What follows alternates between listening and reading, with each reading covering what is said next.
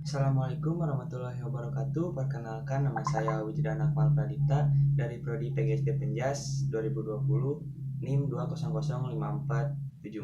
Di sini saya akan menjelaskan tentang apa itu fair play.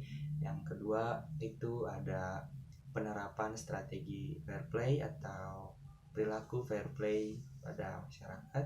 Yang ketiga itu kesulitan dalam menerapkan fair play.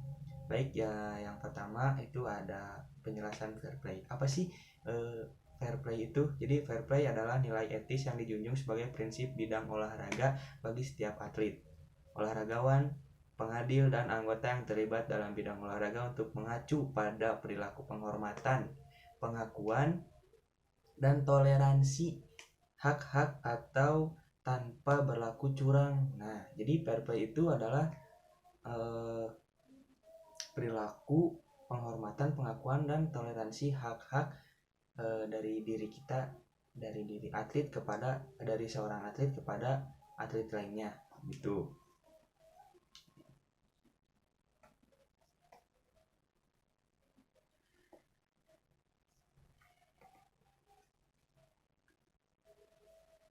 Jadi fair play merupakan sikap mental yang menunjukkan martabat kesatria olahraga. Nilai fair play melandasi pembentukan sikap dan selanjutnya sikap menjadi landasan perilaku. Tujuannya untuk apa sih fair play itu? Tujuannya agar eh, setiap bidang olahraga atau dalam setiap turnamen itu mengedepankan olahraga di atas segala rivalitas atau pertemuan berbagai kubu yang berusaha saling mengalahkan. Jadi fair play ini mencakup di dalam dan di luar lapangan. Itu sportivitas seperti itu.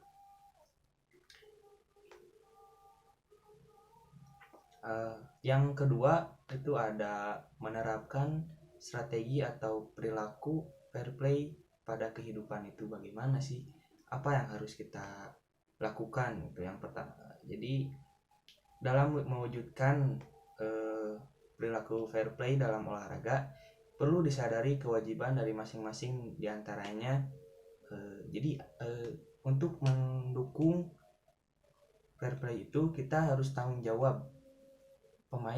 Para pemain merupakan barisan terdepan di antara mereka bertanggung jawab atas pengamanan dan pengembangan fair play. Mereka lah yang dengan kelakuan yang diperlihatkan menghargai kewajiban-kewajiban yang dipikul oleh mereka yang diwajibkan terhadap lawan, referee, dan penonton yang lainnya. Untuk mendukung hal itu, untuk menerapkan yang pertama itu ada harga diri, self respect. Jadi hormat diri atau harga diri mencakup kejujuran, kedermawanan dalam perasaan serta kelakuan penolakan terhadap kemenangan yang dicapai dengan jalan apapun, kerendahan hati dalam kemenangan serta ketenangan atau penguasaan diri. Ya itu. Yang kedua ada penghargaan terhadap lawan. Hal ini merupakan inti dari peraturan-peraturan baik yang tertulis maupun yang tidak. Kapanpun dan dalam keadaan bagaimanapun lawan bertanding tidak boleh dianggap sebagai musuh. Ini yang menarik. Dalam pertandingan kita seharusnya tidak menganggap satu kubu yang lain menjadi musuh bagi kita. Jadi sebaliknya kita itu seharusnya menganggap lawan itu sebagai persaingan yang bersifat bersahabat gitu, untuk memungkinkan kita menaikkan mutu kita sendiri melalui olahraga. Yang ketiga ada rasa hormat kepada wasit atau juri. Rasa hormat terhadap wasit atau juri meliputi unsur menerima dengan baik semua keputusannya, termasuk yang merugikan diri sendiri dan regunya, tanpa tuduhan yang bukan-bukan dan tanpa menunjukkan emosi sedikit pun. Penerimaan keputusan dengan sabar tanpa ribut-ribut merupakan jalan terbaik untuk mengurangi atau mencegah kericuhan atau antara pemain atau penonton dengan wasit dan juri. Oleh karena itu, sikap ini merupakan salah satu unsur dasar dari sikap olahragawan sejati. Poin yang ketiga ini dalam rasa hormat kepada wasit itu seperti kita menghargai keputusan-keputusan wasit yang ada begitu.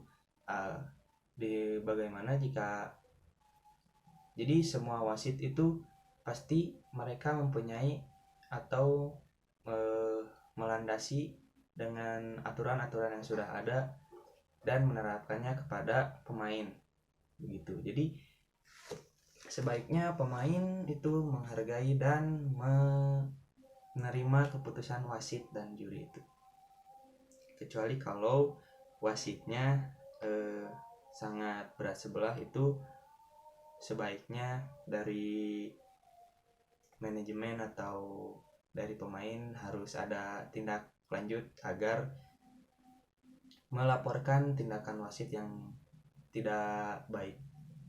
Jadi yang harus fair play atau sportif itu tidak hanya pemain antar pemain dan pemain, antar klub dan klub, antar kubu yang satu dan kubu lainnya, tapi juga wasit dan juri. Mereka juga harus menerapkan fair play gitu, sportivitas.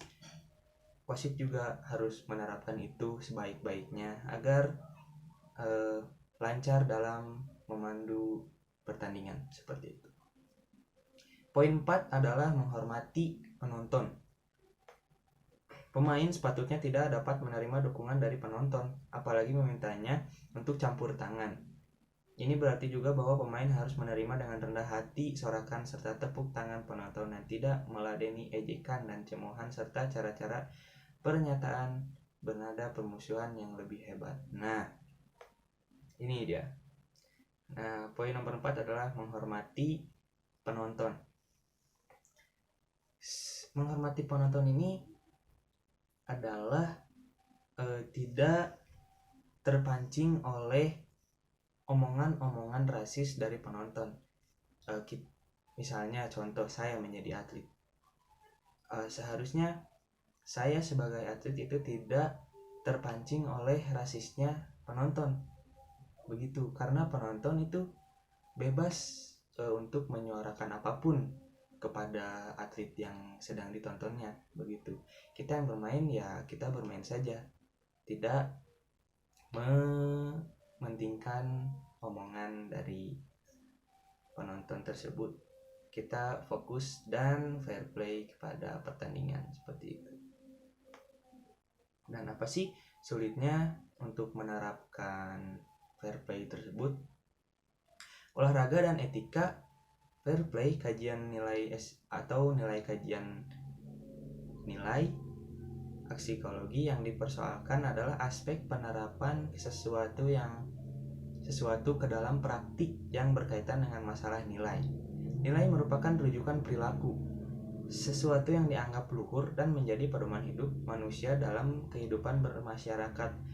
Olahraga itu sendiri pada hakikatnya bersifat netral, tetapi masyarakatlah yang kemudian membentuk kegiatannya dan memberi arti bagi kegiatan itu dan memanfaatkannya untuk tujuan tertentu. Penerapan etika fair play atau sportivitas sebagai nilai inti dalam bidang olahraga. Nah, dalam penjelasan nomor 3 ini, apa sih kesulitan menerapkan fair play itu? Salah satunya saya beri contoh itu seperti berat sebelahnya wasit. Nah, apa sih penyebab dari berat sebelahnya wasit dalam suatu pertandingan itu? Dia memihak satu kubu yang dianggap baik-baik saja gitu, padahal di luar wasit itu ada yang disogok, ada yang ditakut-takuti, ada yang diancam begitu. Nah, jadi si wasit itu ada beberapa faktor yang menyebabkan keberatan dalam memandu acara pertandingan itu. Jadi sebaiknya dari saya, semoga wasit-wasit dan juri itu tidak terpaku dalam penyogokan, dan bila ada ancaman kepada wasit, segeralah laporkan kepada pihak yang berwajib agar segera ditindaklanjuti. Terima kasih. Sekian dari penjelasan fair play dari saya. Mohon maaf bila ada salah-salah kata. Wassalamualaikum warahmatullahi wabarakatuh.